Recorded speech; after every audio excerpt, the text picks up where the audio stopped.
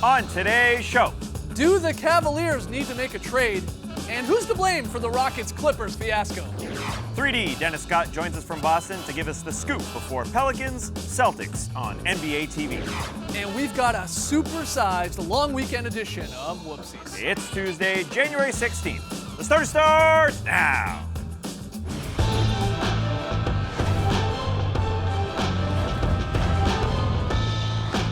Good evening, Sweet World, and welcome to The Starters, presented by Jack Daniel's Tennessee Honey. Whether you're joining us live right now on NBA TV, watching later on YouTube, listening to the podcast, doesn't matter. We're happy to have you. I'm Jay Skeets, and alongside me, back from England, is good old Tass Millis. Hey, they let me in.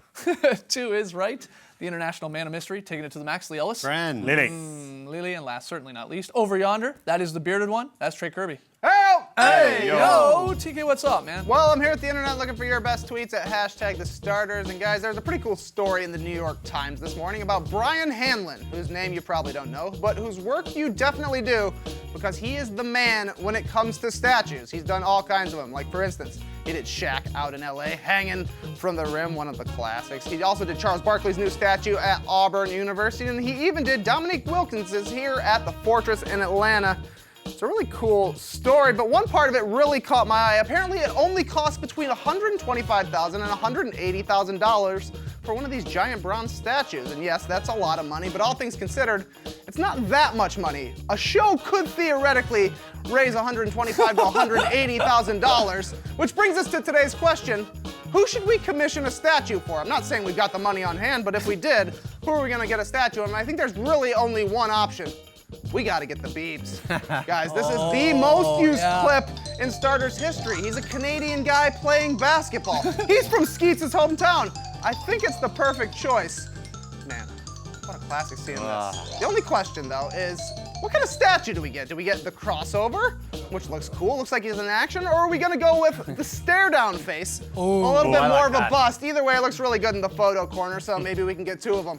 But we want to hear from you, so let us know on Twitter, who should we request and commission a statue for? Send us your best tweets and $100,000 to #TheStarters, and we'll hear from you a little bit later. This is great timing. Yeah. I think I just read Stratford, Ontario, my hometown, the Biebs' hometown.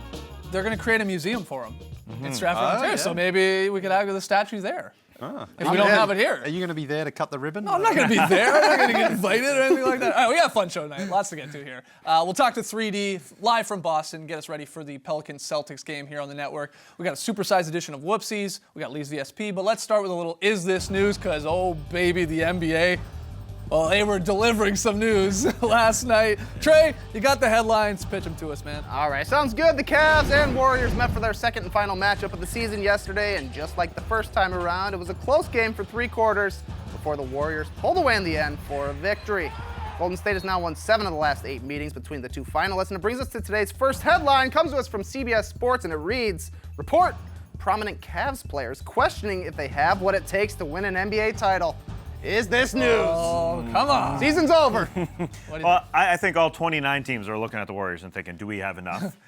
But I think this is news because this puts their young GM, Kobe Altman, under a heck of a lot of pressure. He's 35 years old. He's got that Nets pick, which is a pretty juicy pick. You know, right now it's about the 8th pick. It should be top 5 to 10.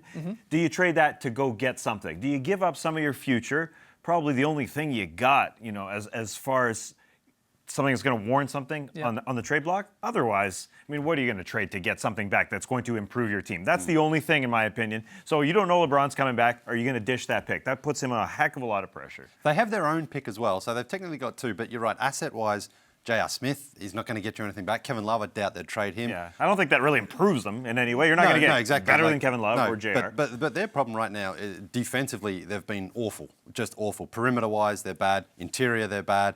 But their offense has kind of been able to bail them out of situations in the past, but now their offense is slowing down as well. So whatever they decide to do, they need basically a guy who can contribute offensively and a guy who can contribute defensively. And to be able to get a guy like that, you are going to have to give up a quality asset, which is likely to have to be that number 1 pick. However, reports are that the Cavs don't want to give up that Brooklyn pick Yeah. because if LeBron leaves, Yes. they need to then start rebuilding and get a high-quality player in the draft. So it's a tough situation. But this goes, again, I think, back to the Cavs management. Dave Griffin was let go at the end of the season last year. He did a fantastic job, particularly around the trade deadline in previous years, to get players into that team.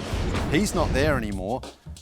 Colby Altman's come in. He did a good job in that trade with Kyrie Irving to get Isaiah Thomas and a few other little bits and pieces back there. But that's where you really wonder now, who's even steering that ship in Cleveland? That's the big question. You have to assume they're going to do something, right? Because they've done that over the last little while, and we're showing you that now. Since LeBron has been there, they've made a move. They've made a move every single year. And look, Korver and Fry, these were nice pieces, and before that, the JR and the Smith and Mozgov, they helped their teams. I mean, it helped them get to the finals. But the question to me, even if you include that Nets pick, even if you put it in there, are you really getting back anyone that's really going to give you a legit chance to maybe not only turn your season around, okay, maybe that's fair, but to really challenge the Warriors? Like DeAndre Jordan, does that do it for you guys? I mean, I know you want some defense. He gives you that, but he could get played off the floor in a series against the Warriors. Just stretch him out. Wesley Matthews is being thrown around. Obviously, Mirotic is on the trade. Like, none of these names. I mean, look, if Paul George can't be traded for, which OKC says, we're going to go this season with him, then who is it? Who is really moving the needle here? I mean, DeAndre Jordan, I think, is a good option. I think we're all going a little crazy. They lost to the Golden State Warriors in a tight game. The Warriors are a good team. They're an amazing team, but they've lost 8 of 10, and their defense is the second worst in the league. That's the problem. It is definitely a problem, but, as we've said, who are they going to go get? Who are they going to give up to go get that person? Yeah. And Isaiah Thomas still isn't Isaiah Thomas at this point. I mean, Fair, I that's fair. don't think they're peak Cavs quite yet. But that the predicament to me is, do you keep LeBron happy by trading that pick for DeAndre Jordan? I think that would help. But also play better basketball, as you said. I mean, the fourth quarter yesterday, Kevin Love, I think, made a point after the game to say, we're not playing Cavs basketball. And, the problem, I think, is Dwayne Wade shooting a ton. Isaiah Thomas shooting a lot. He's not quite there yet. Yeah. And them not playing Cavs basketball. This is a close game going into the fourth quarter. I mean, they played as hard as they could, as well as they could. They've been killed, though, in the last week. Toronto killed them. Minnesota killed them. They haven't been that competitive recently. So they need to improve very quickly if they are going to get back, as we think, to the final. I think if you're the Celtics right now, the Raptors, you're looking at them going, this could be our opportunity to get past the Cavs. Only problem with that, we do that every January with the Cavs, and then they turn it around. But this one does feel a bit different. It feels different because their defense is so bad. But I do think about this story, one more quick note. Apparently these prominent players pulled 3 different sources into a room to the side to break this sort of scoop here. ESPN, The Athletic, and Cleveland.com. That's a bit of a strange part of this whole thing. Usually you're vying for the scoop, and someone, we don't know who, we don't know how many players, took them aside and said, this is bad. This is good. We need to make a move. That's very, very strange. Do you think they were playing What You Got? Possibly. All right, very strange. All right, Trey, next headline. All right, let's talk Rockets Clips! And Chris Paul's first game against the Clippers since forcing a trade this summer, there was trash talk, there was coach bumping, there was pants ripping, there was ball throwing, there were ejections, there was a whole lot of jostling and finger pointing, and oh yeah, the Clippers beat the Rockets. But afterwards, 4 Rockets took a back hallway to the Clippers locker room to confront Blake Griffin and Austin Rivers, which brings us to our final headline via ESPN. James Harden and Chris Paul among Rockets to push into Clippers locker room. Is this news? This league is good. It is. I'm not sure This league is good. I'm not sure this is That's the news news. yet. I don't know if it's news yet because we don't know if there are any fines coming. You got to assume there's some fines coming, but even suspensions. Will anyone really get dinged a game here for these actions? I mean, that game got chippy. Very, very chippy. I think the refs lost control of it, quite frankly, a little bit. Then you had Coach D'Antoni getting into it, Blake Griffin, everybody barking at each other. I think what happened, if you're seeing reports today, my best guess is Ariza was the most angriest of the Rockets, especially when Austin Rivers started barking with him. Like when Patrick Beverly is the guy holding back. Austin Rivers should not be on the court right now. Well, fair. When Patrick Beverly is the voice of reason, sort of putting his hand up to Austin like, hey man, maybe chill a little bit. I think Ariza was so upset, obviously wanted to get into that Clippers locker room, and then maybe Chris and Harden are there, they're rolling with their guy, but it's more of a like, what are you doing, Ariza? Like, it's an I'll show NBA you the fight. way. Nothing happened. There's no punches. I don't know if anyone will get suspended, but if my best guess is maybe Ariza for being the most aggressive. Well, it's trying to great. get in It's there. great news that there's no video evidence because it doesn't, tarnish the image of the league. Because I think if there is video evidence of them going in this back alley, which really isn't a back alley, according to Jonathan Yeah, the Fagan, back it's just hallway, the door that it people got go turned into a secret tunnel at Yeah. some It's point. Better to leave it like that. Yeah, Don't tell us the truth. I know. Coming Don't take into away the our back ceiling. door. Yeah. But listen, there would be suspensions if there was video evidence. But I think Trevor Ariza was the most aggressive because he is part of the reason that Chris Paul came over. He talked to him, former teammates in New Orleans. Chris Paul said earlier in the year that Trevor Ariza was a big reason. It's clear that Chris Paul and Blake Griffin do not like each other. I mean, that relationship was iced a long time ago, and Trevor Ariza was going at Blake. I don't think it was because of Austin Rivers. He was going at Blake way earlier in the game. Oh, for sure. He was making it known that we're defending our boy here multiple times. I don't think anyone likes, though, when the guy in the suit with an ankle brace on is also the one barking about that particular game. Yeah. And Blake, you're right. He put an unbelievable game, 29, 10, and 6. Like, he wanted to send a bit of a message here to the Rockets, and to Chris Paul specifically. Austin Rivers, if you're not playing, you've got to get off the court. You have to. You'd have got no business being on the You're court talking whatsoever. about him stepping one step He out was on the there. court. You're not Okay, supposed to be on there. But listen, if Chris Paul, the head of the Players' Union, is leading a charge to the opposition's locker room, that deserves punishment, though. You can't have him in that interesting. role barking down, knocking down doors saying, hey, we want to fight you guys. Now, I don't know if that happened. Yeah, see, I that's don't know the if that thing. happened. But surely someone of his experience in his position in the league should have calmer head to say, leave it, guys. Yeah. What happened on the court stays there. We don't need to go chasing down this back The alleyway. best part about this whole story has to be Clint Capella going to the front door, though, right? Like, was that willingly, or was that like a diversion? But or he what was knocked as well. So that's the Yeah, very most polite. polite He way wasn't to gonna barge barge down someone's doors. Do you mind if I come and barge through the door here? No, we don't want you to. Okay, I tried. But do you think we'll see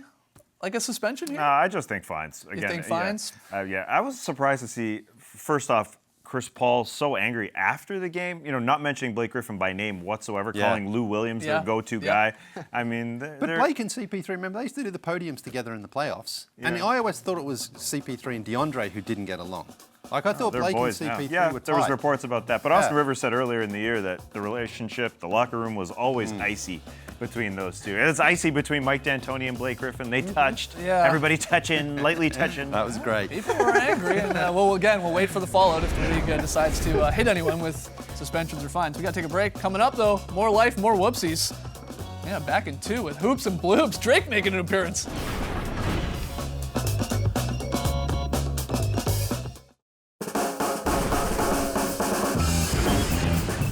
The Starters is brought to you by Jack Daniel's Tennessee Honey, official partner of the NBA. Welcome back to the Starters, where it's time for a special long weekend edition of Whoopsies. So much Hoops and Bloops here.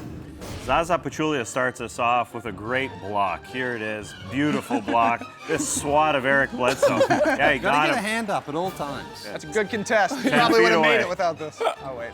Like 10 or 15 feet away. It's the old Andrea Bargnani. Yep. Same game. End of the third quarter. Andre Iguodala, full court heave. Just a bit outside. You should have yelled, four. He's a Quite a toss, though. Yeah, he's got an arm on him. He's got great buys.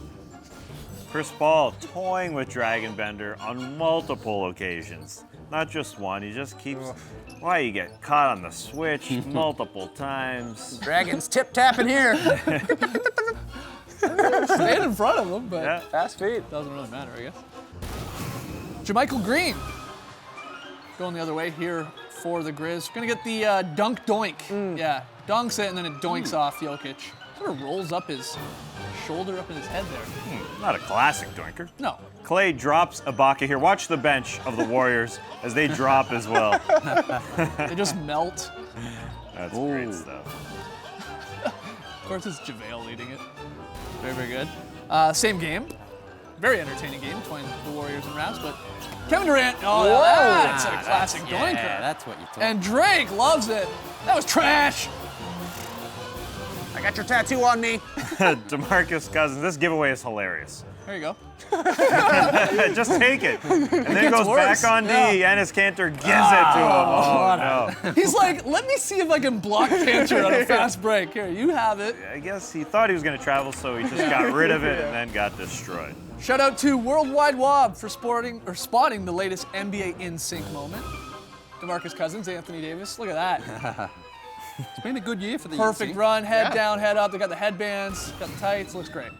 Raptors Sixers, this end of game play did not go well. Great steal by TJ McConnell. Are we going to finish? No. Oh, okay, Raps going the Dribble other up. Oh, we get the steal. We could just dribble out the clock. Yeah, No, we're you going don't to have to shoot it. You're up. take a bad shot instead. Okay. No. Luckily, Joel Embiid gets fouled here, and they finish That the was an job. NBA game. Wow. End of the third quarter, Lakers guard Jordan Clarkson. He's going to try to set up the full court heave, letting the ball bounce a little bit, but a little too much, and then he fouls. Grizzlies defender there, Wise, jumping over it, Martin. Yeah, pop it up. Clarkson, yeah. It happens. This happens to the best of us as well. Big shot by Corey Joseph. Watch the bench here. Miles Turner going crazy, and his pants rip Pants are too tight. mid-jump. I've seen this happen at weddings all the time. And that's the end of the first quarter as well. Imagine it was a game winner. Look at that rip. Blowout. Miles put up there, yep. In other ripping news, Trevor Ariza trying to get a hand on Blake Griffin, just ripped the padding off his tights. You see jerseys, you don't see the tights getting ripped very often. Those sliding shorts? So there it is, the long weekend edition of Whoopsies. When we come back, what is going on here? 3D, are you all right? We'll talk to him live from Boston.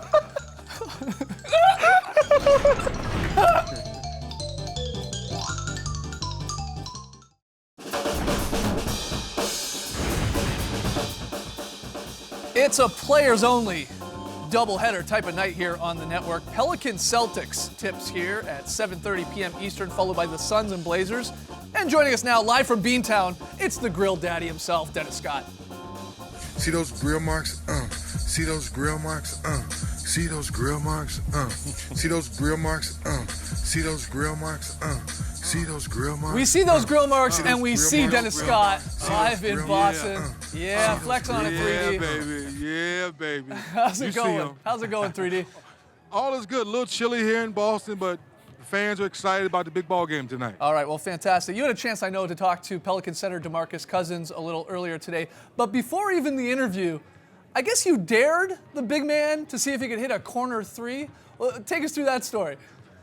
Well, you know, a lot of times you get a chance to sneak in the end of shoot around and guys are, you know, finishing up. And he had his knees iced. He was sitting there and he stood up. He's like, I'm out of bounds. I'm shooting a three. I said, big fella, if you make this shot, you'll be the first center on Shooter's Paradise. He said, put me on the cover, put it on a T-shirt. I'm going to be on. I said, well, I am the president of Shooter's Paradise, so I guess I have to get you on there. Yeah, he knocked it down as we just saw that. Fantastic. Like, what's the goal, 3D, for the Pelicans this season? They're 22-20 right now. They're in the Western Conference playoff race, but what's the goal? Just to make the playoffs, win a first round, go deep? What do you think, again, from talking from the guys? Well, hearing the guys this morning, they're all saying the right thing. Stay healthy, because we know this team has the trouble to stay healthy. So if they can do that, finish up strong, and see how high they can get up in the standings in that Western Conference. But the biggest question is, can they take care of the basketball? So talking to their brass, talking to their coaches, Alvin Gentry, good friend of the network, too many turnovers in the fourth quarter, that's been their Achilles heel. They're basically a 500 team, so I'm interested to get your opinion on this. We know Anthony Davis looks like he's going to get voted in as an all-star starter. Cousins was in the mix, got passed by Draymond. Maybe the coaches pick him. You, again, as a player, former player, do you like the idea of like a 500 team having two all-stars in the game? Does that concern you at all? You don't care at all about the record? It's just about the individual stats? And these guys have unbelievable numbers. What's your take on that? Yeah, I think each year, guys, we get caught up in the numbers, but these two guys' numbers are so phenomenal, and they've been bringing it every night, and no one's been able to slow them down. Unfortunately for those two guys, the perimeter play has not been consistent. I talked about the turnovers, and that's been hurting them. But when you look at AD and Cuz, the numbers they put up every night, they are deserving all-stars, and I think both guys will get in. Now, big picture, they have to understand pressure comes with that. The team has to perform if they do hold on and make the playoffs. Yeah, I'd agree with you. I think they're both locks to get in there, despite the record not being amazing. But final question here, looking at the Celtics side of things. I know you didn't play in a 96 game where when you were on the Magic, you went over to the Tokyo Games. You didn't play in that because of an injury. But you got the Celtics here having a long time off since that Thursday game in London, England. We had Tass out there, of course. What was it like from what you can remember, again, from that going overseas, coming all the way back during the regular season, and then trying to get that first game going again? What do you think the Celtics would have in store here tonight? Well, first, the guys had a lot of fun, obviously, being abroad, playing basketball, a game you love. You have a lot of fun, and you get out there and see different culture. It's the way back. Do you get your rest? Do you sleep too long on the airplane? Things of that nature. But Brad Stevens hit it perfectly. They had 4 days off before they left, 4 days off since they returned. So now the bodies had a chance to adjust to the travel. I think they're going to be fine. Can't wait to watch. Pelican Celtics again tonight, getting us started with the players only doubleheader here on NBA TV. 3D, enjoy the game. Thanks as always, buddy. Players only, baby. Players only, baby. Players only, baby. We've got to take one more break, but when we come back, Lily hits us with the very solid play. Don't go anywhere.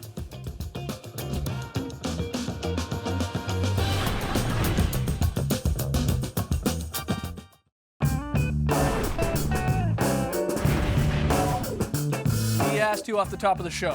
Who should we commission a statue for? Apparently it doesn't cost that much money. You hit us up on Twitter, hashtag the starters. Trey, you got a few of the best answers. And Skeets, I think you're gonna love this answer. We got it a few times. May says we gotta get a statue of Shaq giving Skeets a wedgie. And you know, the guy already made a Shaq statue, so I think getting Skeets added on there would be pretty easy. Maybe we can get it done for under $100,000. It's me. All right. Can't wait for that. Yeah. Oh, look at there that. It is. There it is. That really does say a lot about our show. Okay. Let's check Friday night's pick'em results. It was the Blazers-Pelicans game, if you might remember. I know this was a long time ago. All of us had the Pelicans, so we all got that one right. Tonight's game, it's Mavs-Nuggets. And let's see here. Oh, well, Okay. that's not exciting. All of us have Denver at home. Both of these teams have had a little bit of time off. Maybe that came into play here with our picks. All right, Lee, very solid play. Who gets the honor, my man? We're going back to Cleveland last night, but it's a 5-man special here from the Warriors. Every single one of them touches it. There's a bounce pass there. The ball fizzes around, and it's perfect because it ends with Swaggy P in the corner for Oh, yeah, that's what I call a very solid play. Nice. Now it's time for the highlight that wasn't. Just because a play wasn't converted doesn't mean it wasn't beautiful, like this Nick Young shot. See, that's beautiful. Swaggy. I missed that. Anthony Davis here, after the buzzer, in the garden, buries this shot. Wow, that was Oh, yeah. That was deep.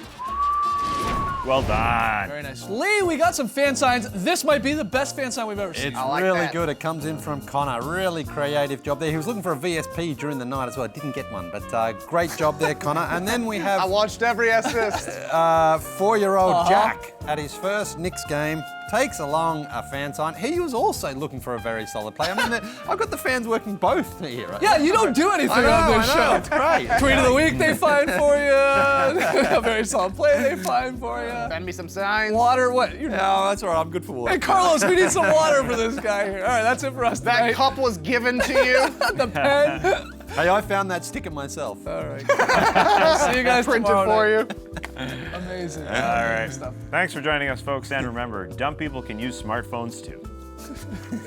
Brace the night, people.